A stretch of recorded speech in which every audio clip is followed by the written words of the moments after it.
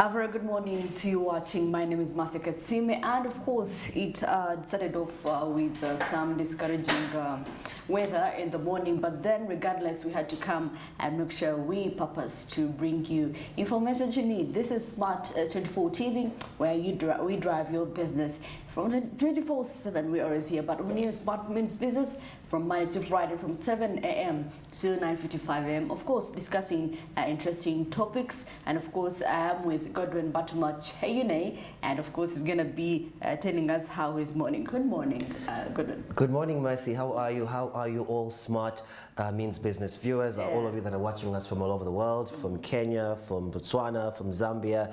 We're international now, so it's very important. Yes, you mentioned it was scaring this morning. It was threatening to rain. It did rain, but luckily it stopped, so we're able to come in safe and sound. So everyone that's getting ready for work, I'm just frustrated with the roads right now. The roads are horrendous with this rain. The roads do not help. The roads are muddy. If you look at Access Road this morning, it's like a swimming pool of water.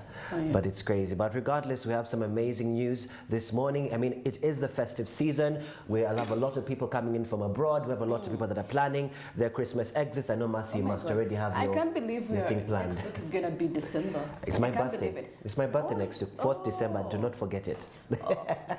But I'm imagining, so for people like us that want to celebrate our birthday properly, the hotel industry is something we're looking into. What are some of the places people can go visit? What is the state of the hotel industry in Africa and in Uganda at large? Those are some of the things we are going to discuss today, Mercy, I think. Yeah, well, of course, we've seen the hotel industry actually growing in Uganda. We have variety. I mean, you can't go in a certain area and you don't find hotels. Yes. I see people building out 5-star hotels in different, up countries, more in up country.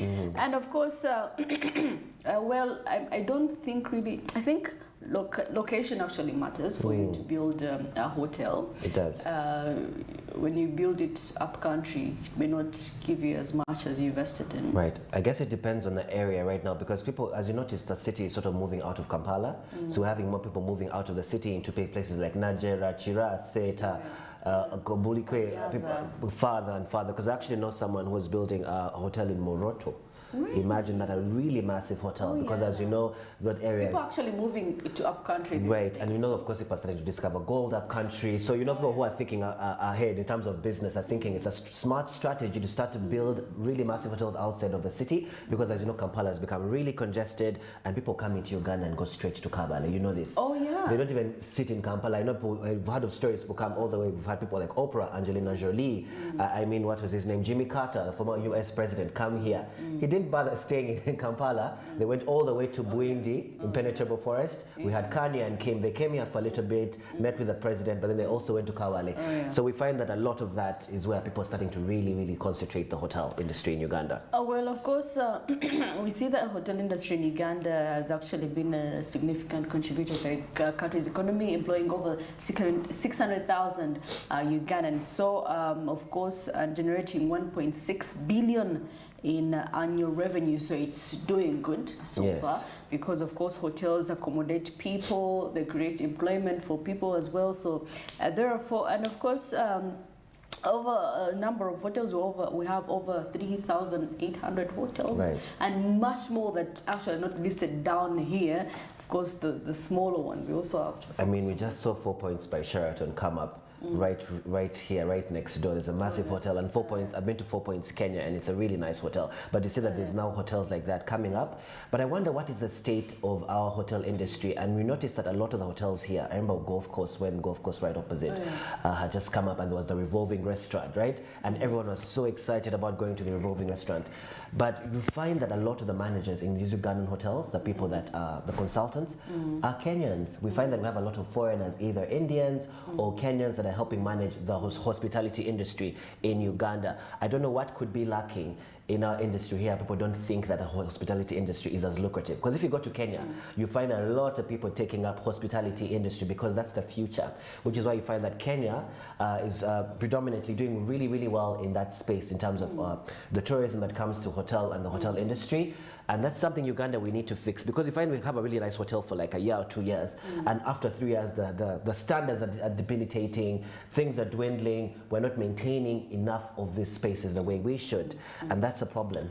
I believe, I think one of the reasons could be the mindset that we have as Ugandans, because definitely I won't go to Windy and don't know, I've spent my transport and then I am in a hotel where I'm going to spend 200 a night. So they financially, we still have that thing of, oh my goodness, it's a lot of money for a night. 200,000 is. Or for a local, I'm a huge believer, as I mentioned, is for domestics. People go for 20,000 a night. Exactly. 10K. We should be able to have affordable prices for the everyday person. We should have affordable prices for people who are still young, who are still out of school. There should be different packages that they should align and say, listen, we have these smaller rooms for this. They're really nice as well. But the thing about Uganda is, as long as you reduce the price, then the standard also goes down and it affects the overall thing. So we end up marketing only to foreigners, which affects the hotel. So because we're only marketing to foreigners, there's a limited period in which hotels start to thrive. So it's like they're only waiting for the Christmas season, they're waiting for the festive season to start to make money. And that is mismanagement. Also, it's poor marketing for these hotels, right? There should be extra nice deals for the locals here. Remember when we had those shows like Be My Date? Oh, yeah. Yeah?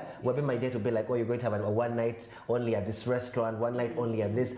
Where we have focused marketing, where shows like this can come up, where we have people advertising different hotels in Uganda, talking about the different deals that they can get, the different food items. And the other challenging thing is I'm going to book for a night, and then I'm not going to be the offers. Okay, fine.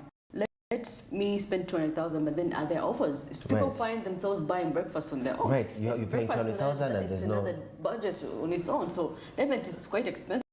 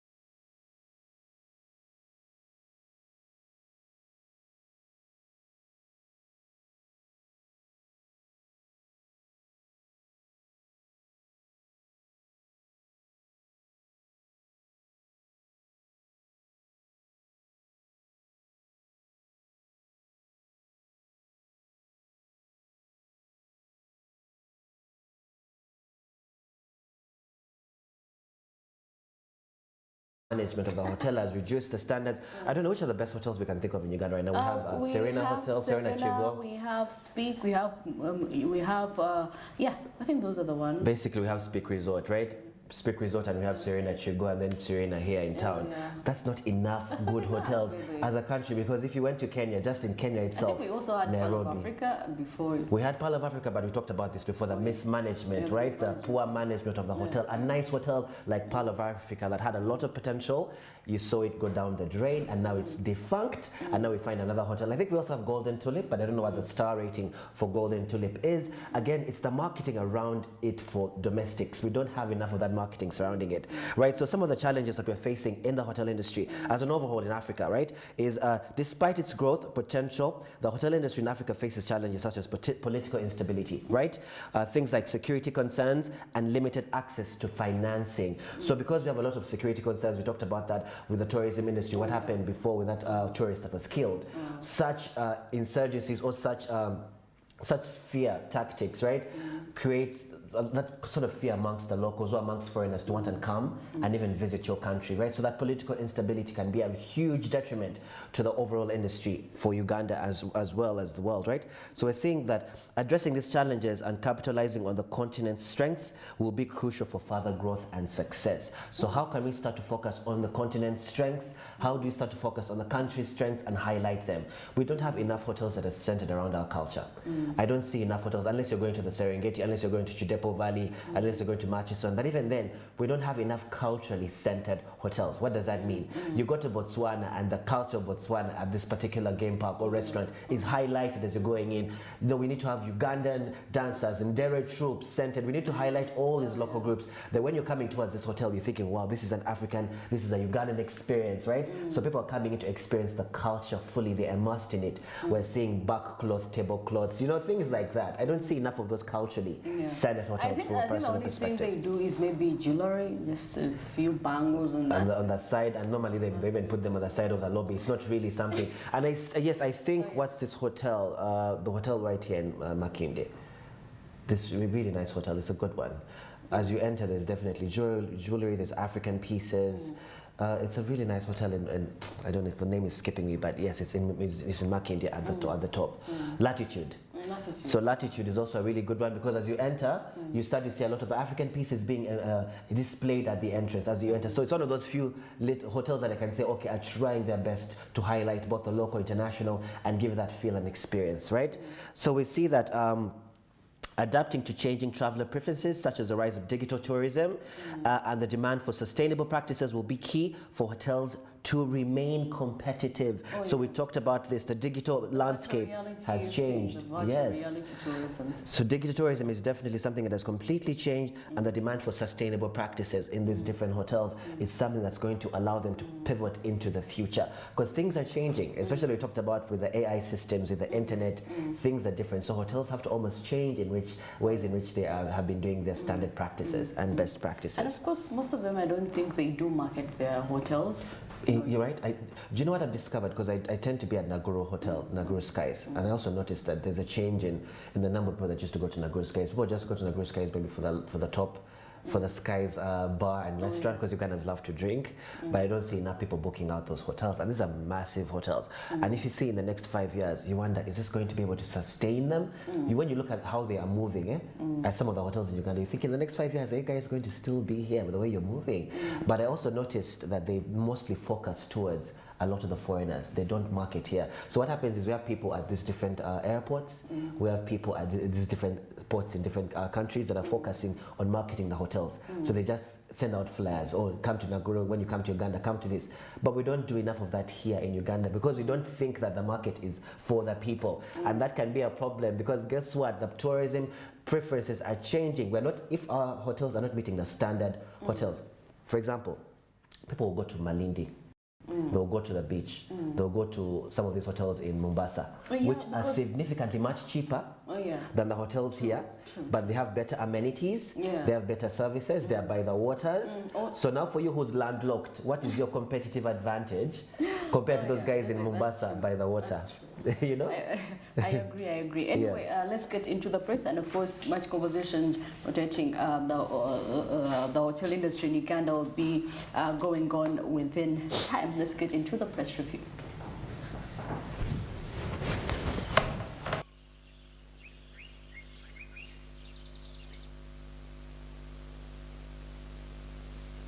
Well, of course, with me, I have a copy of the Daily Monitor, and of course, Godwin is going to be taking us through the new vision, of course, making headlines, still Katanga's death stares relatives state power. Well, of course, prices take off as grasshoppers.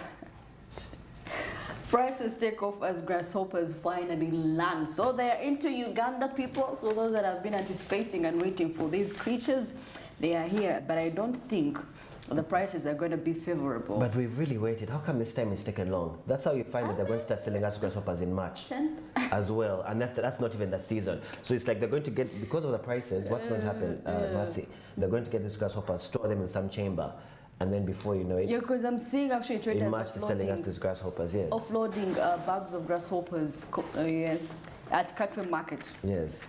Cattle market, and it's already December. These grasshoppers should have already been started being sold. Been on the way, probably coming. I do not know. And yet they're already in season, so we have to worry. So we're also seeing in the new vision, financial institutions are reshaping real estate. So banks, real estate companies to redefine home ownership.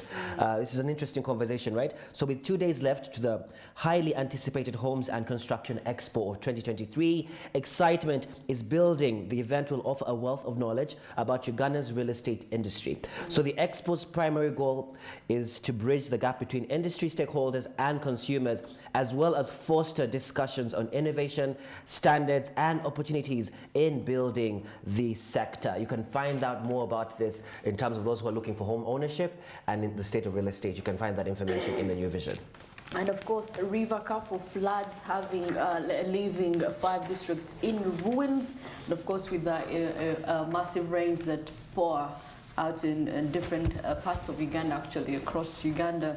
So River Kafu has, left many families in actually tears, having destroyed property and of course buildings flooded with water, and of course I know in this period, right? And we're also seeing for some interesting news for our economy. We're seeing that the oil search moves to Buganda, Busoga, Teso and Lango districts. So there's more oil search that's happening, which is very interesting news.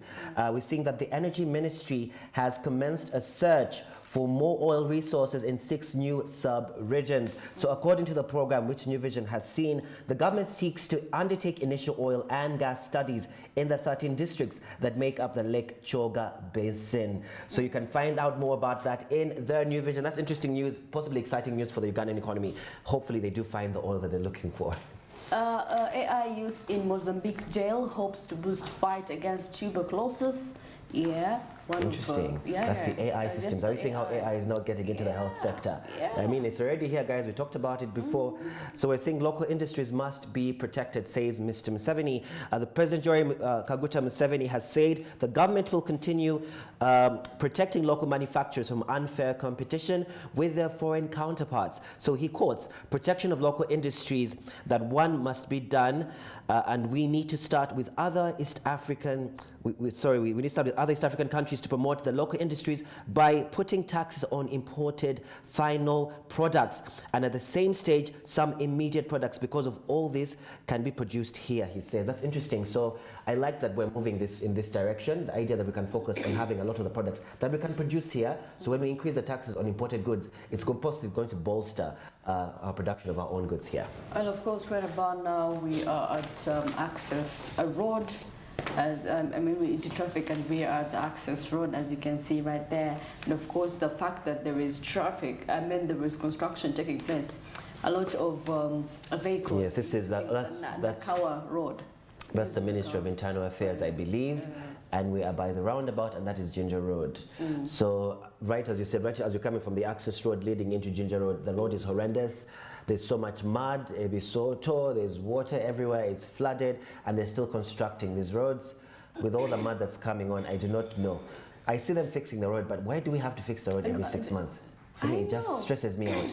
I'm like, are we not putting enough good materials? When did they start constructing these roads? I saw the trucks that have been stationed in some areas. I mean, the Mbuya area, Bogolobi area, they even closed down, the whole road down to try and construct. But my thing is, you're going to fix that, and then in 10 months... Other areas that are looking so bad, actually. They are worse than Nakawa, that. Because I was going to Bogolobi yesterday. Yes, even Nakawa, they're also fixing the road as well. I used Nakawa as well yesterday. Everything is a mess. It is a hot mess. I was talking to someone, I was like, why don't they start working in the night? Because during the day it's inconveniencing, there's a lot of traffic.